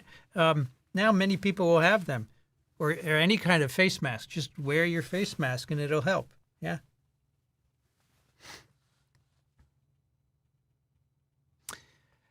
I've heard lots of theories about sweating sickness. We don't know what cause. It could be a number of things. Yeah.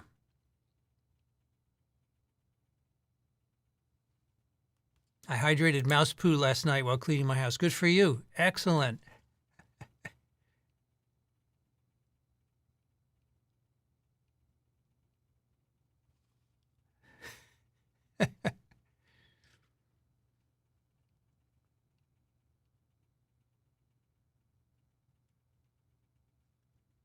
You guys have good talk chats among yourselves.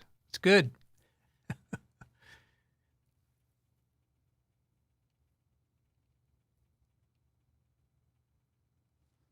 Is there evidence for development of antibodies against Nipah in humans? Yes. In these areas where there are fruit bats, they have done surveys, and there are, yeah. So there are apparently spillovers without disease, yeah.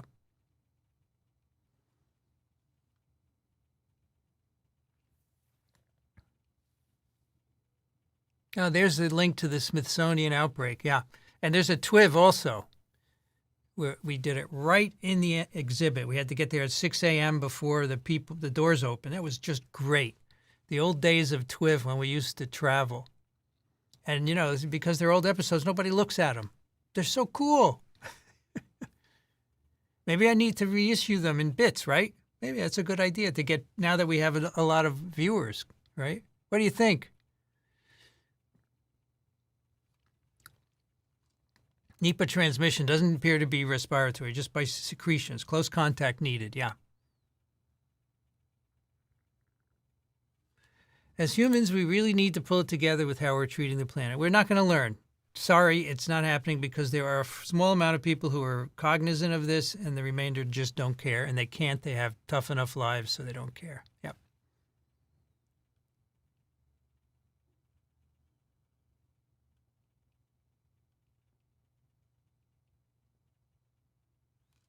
What do I mean by infected fluids? I believe it was on the slide, right? Saliva, blood, semen, you know, if you're respiratory droplets, yeah, any of those things.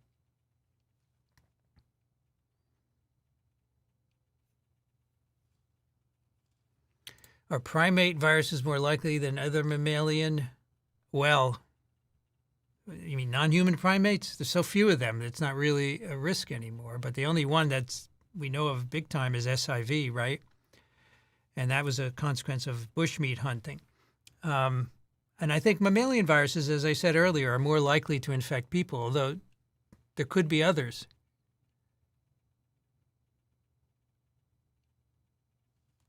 Is BSL an international standard? It's called different things in different countries, but the levels 1, 2, 3, 4 are more or less the same.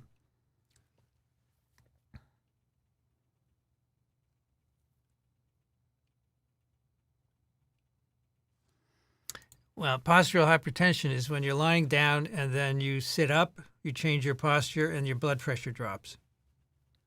It's a test for that for certain syndromes. If Ebolavirus reaches a dead end, why the push to find a vaccine? Because, yeah, it's horrific. You can have a high fatality rate, and you can have outbreaks of many thousands, and you would like a vaccine to stop that. Yeah.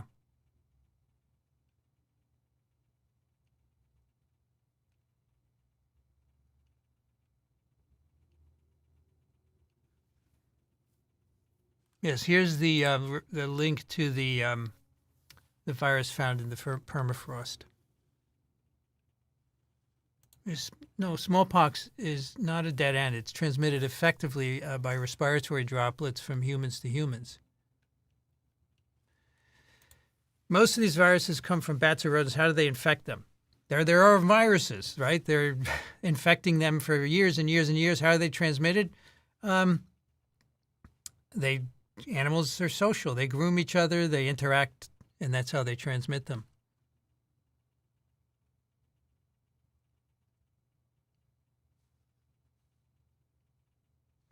Oh, I see. Shouldn't the natives have also had some of their own viruses to give to the colonizers? Yeah, I think that's a good question. I'm not aware. I bet there have been some studies of that, but I'm not aware of it. Yep. Bats carry a lot of viruses. Do they all cause disease? No. We have limited information, right? Because we don't do a lot of observation of bats. We think some of them may cause disease, but not all of them. I see. Anti-vaxxers claim that natural immunity are a thing. Yeah, if you want to get paralyzed or die, it's a thing. It doesn't make any sense, right? Thank you, Kathy, for your contribution. Yeah, I think they're coming back next time, but we only have 3 lectures left. I'm sorry. Sorry about that. As I said, this is when I got to the point in the course where the students weren't doing them anymore. So I said, that's it, no more.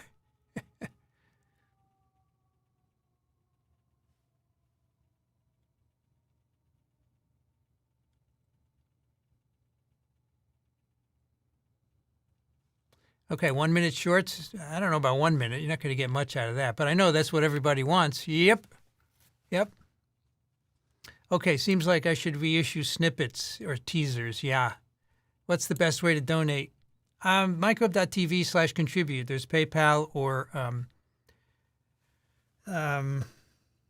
Patreon. I'm starting a Venmo, too, where it would be no charge, right, to donate, which would be interesting. So stay tuned for that. Rob, thank you for your contribution.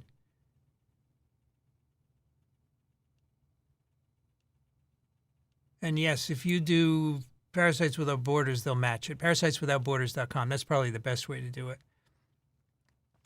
Okay, so my timer is up, so let's get back to chatting here. We still have more to go. SARS-1. Here's a ProMed Mail post. I don't know if most of you must know about promedmail.org. Wonderful site where they track infectious disease of all sorts, not just human, but plants and crops and everything. So this is from February 2003 from this Stephen Cunyon. This morning I received this email and searched your archives, found nothing that pertained to it. Does anyone know about the problem? And here's the email. Have you heard of an epidemic in Guangzhou? An acquaintance of mine from a teacher's chat room lives there and reports that the hospitals have been closed and people are dying.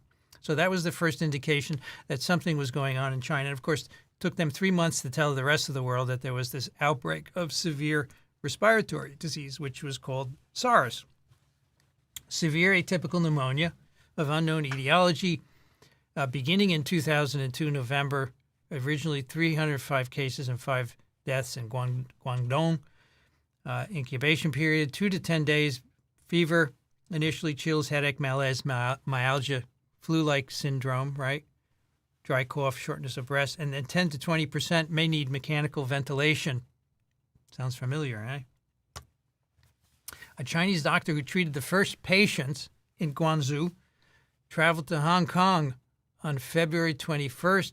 He stayed on the 9th floor of the Metropole Hotel, which is now quite famous in epidemiology circles. He died in the hospital the next day, so he was clearly infected as he traveled. But there can be, as we saw here, a 10-day incubation period. He spread the infection, the virus, to 10 people in the hotel, who then flew on to other countries, and there they spread it. Boy, he was the first of that super spreader event. He was the first super spreader of that outbreak, most likely, that we know of. Eventually, 8,000 people in 29 countries with about a 10% mortality. But then it stopped because it didn't become a human virus. And we were able to stop it because there was no community transmission, as with SARS-CoV-2, where you have asymptomatic people or pre-symptomatic people shedding extensively and spreading the virus. Most of the time, when you reach the peak of virus production, that's symptom onset for SARS-1, you were pretty sick, and you were usually in a hospital where the infection could be contained. I love this travel poster for Hong Kong, which was circulating about this time. Hong Kong will take your breath away. So here's the epi curve for the outbreak. It ended in July 2003. 8,000 cases globally, 774 deaths, 10% case fatality. Most of the cases, of course, in China and Hong Kong. Others less in Asia. Not many in Europe or the U.S. Canada seemed to have a large number. So this was a coronavirus. Where did it come from? Human sera that were collected before the outbreak do not have antibodies to SARS-CoV-1. However, the early cases in Guangdong were in handlers of animals for the exotic food market, or the live meat markets where animals are brought from the countryside and butchered and sold. And so these traders were among the first cases, and they also had high prevalence of antibodies to the virus than control groups. And so this points to that being the source. Looking at viruses in bats in the surrounding area, very diverse SARS-related coronavirus were found in horseshoe bats. Here's a horseshoe bat. It's a Rhinolophus. In a cave in the Yunnan province. And in a single cave, they found all the elements needed to make the virus. They did not find SARS-CoV-1 in the cave, but they found multiple viruses, I think 2, which together had the genome of SARS-CoV-1. So the implication is that somewhere they recombined to form SARS-CoV-1. And so don't forget the coronaviruses have prolific recombination. So you have to add that to the quasispecies when you talk about mutation rates. Now, there were no cases of SARS in Yunnan province during the outbreak, interestingly. So, this cave is in Yunnan province, but no cases there. So this is why it's thought that the virus was brought in to the live markets. And it didn't start in the surrounding countryside because there were no cases there. The idea is that the progenitor emerged in bats and then was transferred to civet cats, and it was the cats that were brought to the markets. So civet cats infected in the countryside, the cats are brought to the market and butchered and sold, and that infected the people. Bats, civet cats, SARS-CoV-1. So having the virus elements in a cave is really helpful. We don't yet have that for SARS-CoV-2. MERS coronavirus, the next decade, another coronavirus spills over, this time from camels. The index case 2012, a 60-year-old patient who dies of pneumonia and renal failure. The virus was recovered. The genome was sequenced, found to bind dipeptidyl peptidase 4 as a receptor. And it's not SARS-CoV-2, so it's called Middle East Respiratory Syndrome coronavirus. Again, closely related to bat coronaviruses. This one, however, spread from dromedary camels, which are present in the Middle East and Africa, as I showed you earlier. These camels are all infected. It's endemic in camels. They have all this virus. They're infected at birth. They develop a mild respiratory illness. They spread the virus to their handlers. And we think the virus originated in bats, spilled over to camels at some point hundreds of years ago, and now is spilling over into people. In these countries, camels are used as pets. They're used for food. They're used for racing. So there's a lot of human-camel contact. However, not all infections have a camel source. We don't know how they're acquired. The virus does not transmit well among humans. Very short chains of infection. Every time there's a new case or two, and there typically are 1 or 2 a month, typically largely in the Arabian Peninsula, there's a new spillover from a camel. A vaccine actually is in testing in camels because there are not enough human cases to justify a vaccine, but a camel vaccine would make sense, another one world health approach. Now, here's a map of the cases of MERS coronavirus. This is as of September 2019. And most of the cases from camels and limited human-to-human spread. That's the red in the Arabian Peninsula. And in other countries, the virus has been exported by travelers. There have been, for example, outbreaks in South Korea, outbreaks in Europe, and also in the U.S. But those do not extend. They are short chains of transmission, and they're easily contained. And here are the case numbers. Again, first discovered in 2012, and then spikes of cases, but, a few a month, essentially. If you look at this one, January to September of 2019, this is Saudi Arabia. You can see each month, 14, 57 cases, then 8, 7, 5, 4, 3. So this is a typical pattern that continues, about a 35% case fatality ratio. And that brings us to SARS-CoV-2, the third pandemic of the 21st century following 2009 H1N1 influenza and the ongoing AIDS pandemic, of course. This begins in December with a cluster of pneumonia cases of unknown cause in Wuhan. And this is a map of the earliest, I think, 174 cases or so. The red ones are cases with a link to a open-air market, the Huanan Seafood Market, which also sells many mammals and birds, as well as seafood. It's one of several open-air markets in Wuhan. There it is right there. And the red cases have an epidemiological link to the market. The other colors, they do not have a link to the market, but you can see that most of these early cases are close to the market. It certainly is one of these suspected sites of origin, but there are other markets in Wuhan as well, the Yangqiahu market, for example, and unfortunately, we don't have virus from animals in these markets, so it's going to be hard to figure out where it originated, and we don't have sufficient wildlife sampling from the countryside, and we still don't have a SARS-1 scenario where we have a couple of viruses that could give rise to SARS-CoV-2, at least not in China. As you know, this virus has entered a immunologically naive population and has spread throughout the world. 275 million cases and over 5 million deaths as of yesterday. Early sequencing of the genome of SARS-CoV-2, which was determined by the end of 2019, showed that it was clearly a coronavirus, but distinct from SARS-CoV-1. So here's the phylogenetic tree of coronaviruses, and on top we have the SARS-CoV-related lineage. We have some human isolates up here on the top, and these are bat SARS-related coronaviruses down here. And they are distinct from SARS-CoV-2-related lineage. Here are a number of SARS-CoV-2 isolates from different countries early in the outbreak.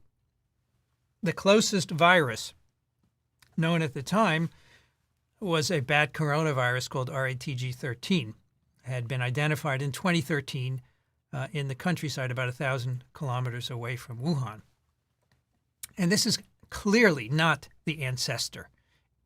96% identity means there are thousands of differences between it and SARS-CoV-2. And so anyone who tells you that this was manipulated in a lab to give SARS-CoV-2 doesn't know what they're talking about, because it's not possible that that gave rise to SARS-CoV-2. More recently, very similar viruses, similar to SARS-CoV-2, have been found in other countries, in neighboring countries, even one in Japan, a little more distant, but Thailand and Malaysia have all given rise to bat SARS-CoV-2-like coronaviruses. So even though the initial outbreak was detected in Wuhan, it's not clear where this virus came from yet. And I think it's premature to say it originated in Wuhan or close to Wuhan. Remember, HIV/AIDS was first picked up in Los Angeles and New York, and now we know the virus jumped into people in 1920 in Cameroon. So please don't say it started in Wuhan, because we know that's where we detected it. This is a report that we did recently on TWIV, which is quite interesting. Coronaviruses with a SARS-CoV-2-like receptor binding domain, allowing ACE2-mediated entry into human cells, isolated from bats in the Indo-Chinese Peninsula, in particular Laos. Lao. I was taught to pronounce that here, Lao, no S, from 4 different sites. Okay, so here's the Chinese border up here, right? So it's not very far. And here is here are the 2 early lineages of SARS-CoV-2, RATG13, still overall the closest, but isolates from these sites in Laos, you can see Banal, that's what they're called, are quite close, and the receptor binding domain of the spike protein of these isolates is even closer to SARS-CoV-2 than that of RATG13. And it binds with quite high affinity, which RATG13 does not. So we really don't know where this virus originated, and we need to do a lot more sampling like this to find out. So saying it emerged, we detected it in Wuhan, that's about all you can say. We don't know where it came from. It's possible that bats carrying this originated in Laos or perhaps some other country. This is actually an interesting map of the similarity score among some of these viruses to SARS-CoV-2. And this is across the genome. So across the genome, there's a good deal of similarity. And then the spike protein gene here is where it diverges substantially. And so RATG13, this orange here, you see is very similar to SARS-CoV-2, 90th percentile in the spike. But this banal 20-52 is even more similar. As I told you, that's one from Laos. And this paper that I just showed you actually concludes that you can actually make SARS-CoV-2 with about 5 different viruses, including RATG13, some of these banals. So who knows where that happened? It's an ongoing mystery where this virus arose, and if we have the wherewithal to do wildlife sampling, we can find out.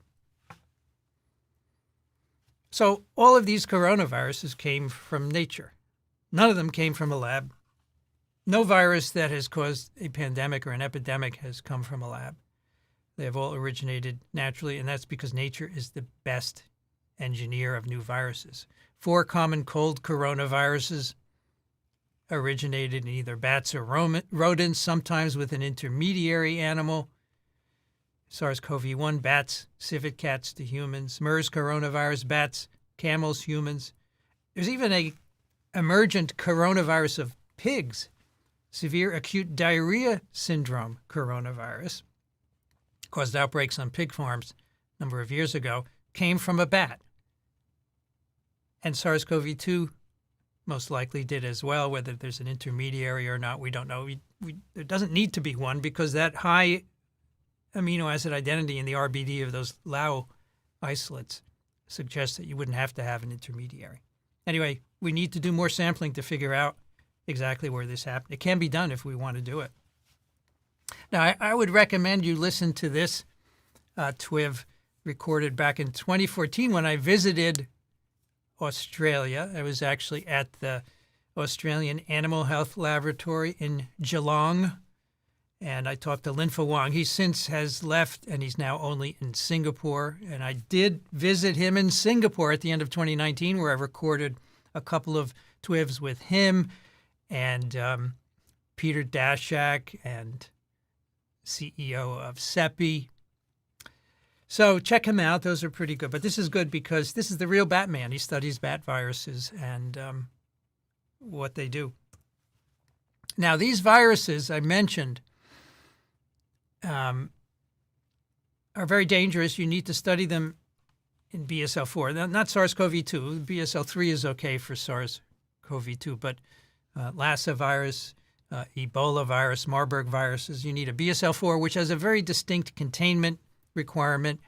And I was very lucky to visit in my life 3 BSL-4s, one in Australia, one in Boston, the Needle, shown here, and then one in Galveston, again in 2019, just before the outbreak.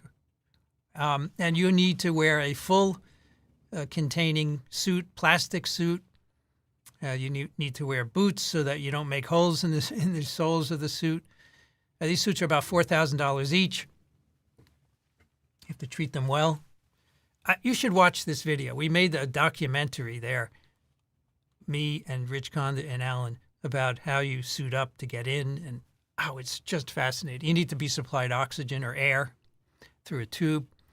And as you move around the lab, there are various tubes hanging around. You have to clip yourself and unclip them. And of course, when you come in, you take your clothes off and then you put this on. And then when you go out, you go through a chemical shower, and then you take this off, and then you go to another room and put your clothes back on. So that's BSL-4, high mortality viruses, person-to-person transmission, no approved vaccines or antivirals. Very difficult to study. So how common are these host strain jumps? Dead ends are very common. I think they happen all the time. The ones that produce sustaining transmission, I think, are really rare. We can't predict them. But we can know what's out there. We can be prepared. We really don't know what's out there in terms of coronaviruses in bats or other mammals or other viruses that may be a threat. And so after SARS-1, actually, we knew that coronaviruses were a threat. We should have been making pan-coronavirus antivirals, but no company wanted to invest. The NIH didn't want to invest. And so here we are in a pandemic that I think could have been prevented. Molnupiravir, the antiviral, was developed before the pandemic. It could have been brought forward. But that's what CEPI is for. CEPI is a nonprofit that is funding early vaccine trials. They're working on a Nipah vaccine. Nobody wants to fund it, but they're working on it. They're funding it. And, of course, they funded a lot of work on COVID vaccines as well. So I think in the future we can be better prepared with antivirals and maybe even vaccines that are pan-coronaviral. On Wednesday, we're going to talk about HIV and AIDS, which is, of course, another originally zoonotic infection, which is now a human virus and which is still causing an ongoing pandemic. Let's get back to some questions.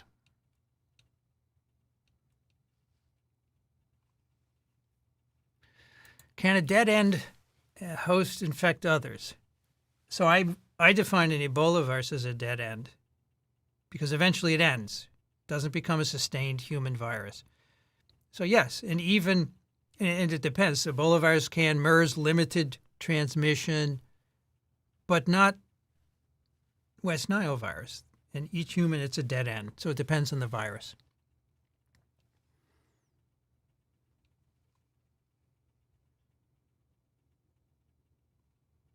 Do I have any concern that questions and studies asked by pharma companies which have interest in selling stuff? So my only concern is that they don't do work on things that are not yet a problem, right? So SARS-1, as soon as it ended, everyone lost interest. And that's why we're in the current pandemic. So we have to figure out a way around it. Companies are for profit. That's the way they go. We're not going to change that unless you want to do everything by nonprofit. But you could have a nonprofit take you through phase 1, and then you'd be better prepared. And that's what CEPI is about. So I did an interview with the CEO of CEPI in Singapore in 2019. That was actually at a Nipah conference. And it's very interesting. You should listen to it. Thank you, SG. Appreciate your contribution. So I'm in the incubator here, which is a recording studio in New York, and that helps to pay for this and all the equipment that we're using to try and do even more science communication, or I should say science education here.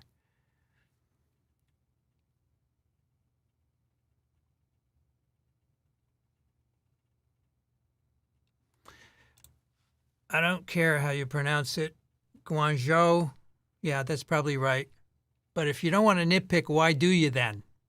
I appreciate your work as a mod, but try and resist the temptation to correct people because everybody's wrong. Have any virologists given Guangzhou? Is it Guangzhou or Guangzhou? I don't know. Guangzhou? I don't know if an Australian should teach me Chinese pronunciation. Have any virologists given quantitative estimates in the reduction of human infections if all the people on Earth became vegan? No, I don't think so. You know, viruses always move in to fill other niches, so I'm not sure it would matter. What's the difference in pathogenesis? Why is CFR so much higher? Well, CFR is not an absolute. CFR is influenced by hospital care. I showed you that in infection basics lecture, okay? It is not a constant for the virus. But SARS-1 puts you in the hospital more frequently. And why that is, we don't know. It would be great to know that.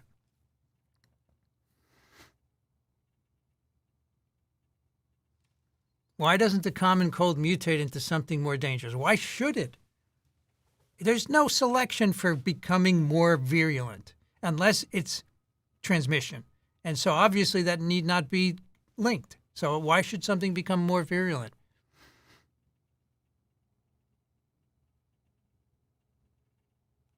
I disagree with Amy saying it would be impossible to eliminate the wild meat with how strong it is. Yeah, but the Chinese state doesn't want to eliminate it.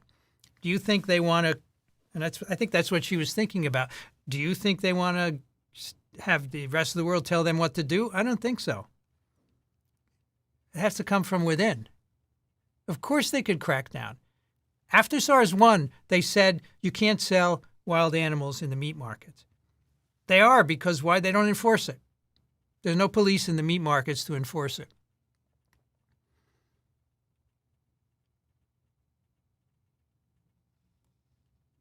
Vaccine name for SARS-1.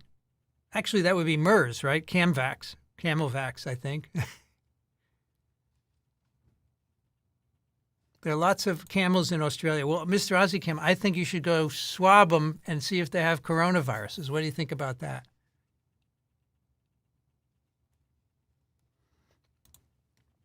Are animal vaccines developed rather than humans because the requirements for licensing are lower? Well, I think it's easier to license an animal vaccine because you can easily do the testing and so forth. So I've heard different views on this. Some people have said that it's easier, and some people have said it's harder to make an animal vaccine. So I'm not sure what the story is.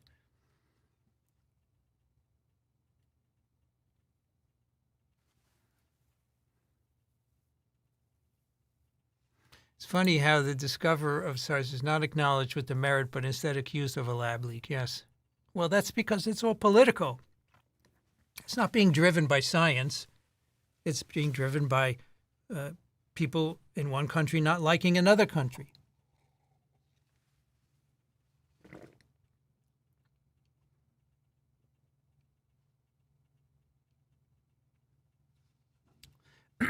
Yes, lab accidents happen, but none of them have led to a pandemic.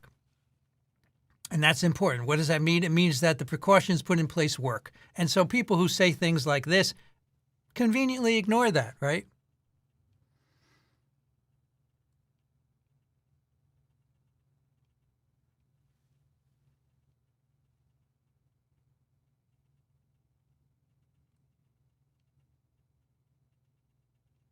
Too much politics here, folks.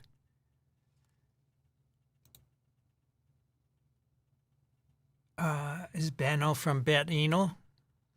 I don't remember, Les. If you say so, I believe you. Nature is the best engineer of anything, even better than us. But some humans have a problem dealing with that, right? Yeah.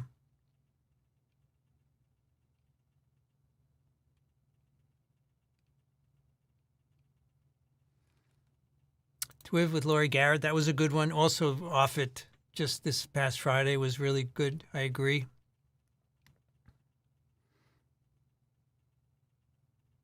And there's the link for it, Laurie Garrett.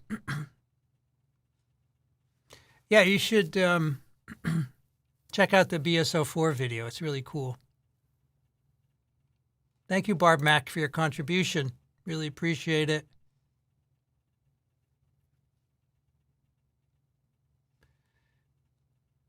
Already answered that. Lab accidents happen all the time, so do cover-ups. How do you know, Marie, that cover-ups happen? In many countries, you have to report if you have a computer crash in your BSL-3, you have to report it. They report everything. So I don't think they're covered up, not at least in the countries I know. So if you have some information, let us know. Or if you're just speculating, it's not useful because there are people who know better.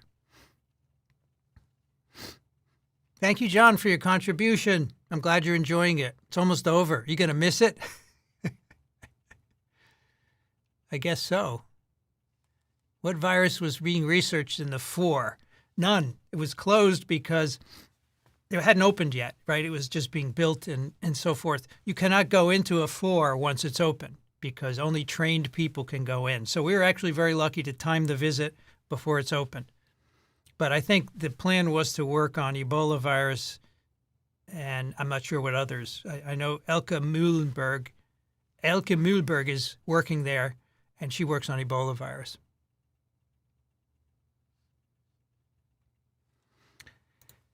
What triggers the upgrade from a 3 to a 4? So I think it depends on a lot of things and may not be that clear whether it's the lethality, whether there's any treatment for it, the kind of transmission and so forth make a difference. So SARS-CoV-2 didn't make the grade. And now that we have vaccines, and maybe it should be downgraded, but CDC never does that.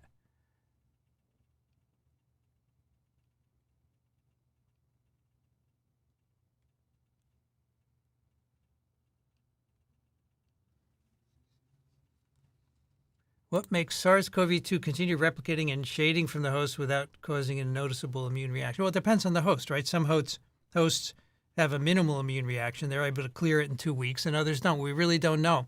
But a determinant we think is an early innate immune response, which keeps the viral loads low, and that gives you a good outcome. Whereas if you have a poor innate response, the loads get high, and then you may get into the late phase, which is more lethal.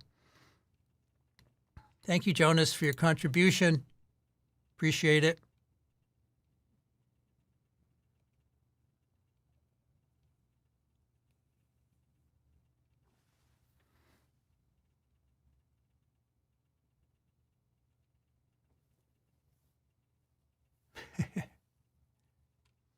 Nature is not engineering. It's a bottomless well of try and... Yes, you're right. They're not engineering because there's no consciousness. It's just kind of a metaphor that people say that. But you're right. It's trial and error and what works on all levels. That's absolutely it. Really good point.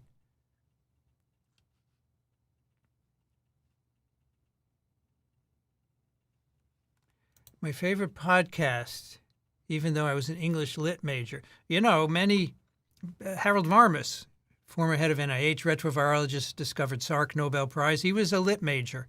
Yeah, a lot of good science have come out of English lit majors. But anyway, glad you like it. Acura GL. I don't know what that is, but I'll take it as a compliment. Why isn't antibody-dependent enhancement noticeable? It doesn't exist. Antibody-dependent enhancement requires non-neutralizing antibodies that allow virus to get into cells. It's simply not happening.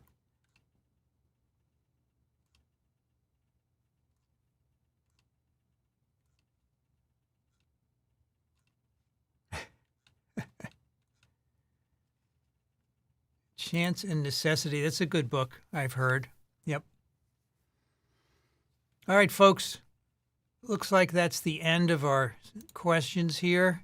I want to thank you all for joining us today. We'll be back Wednesday with HIV and AIDS, as I said. Until then, stay safe, and thank you for coming. I really appreciate your being here. I appreciate the little community that we've had. And before you go, give it a thumbs up if you haven't done so already. Thanks, folks.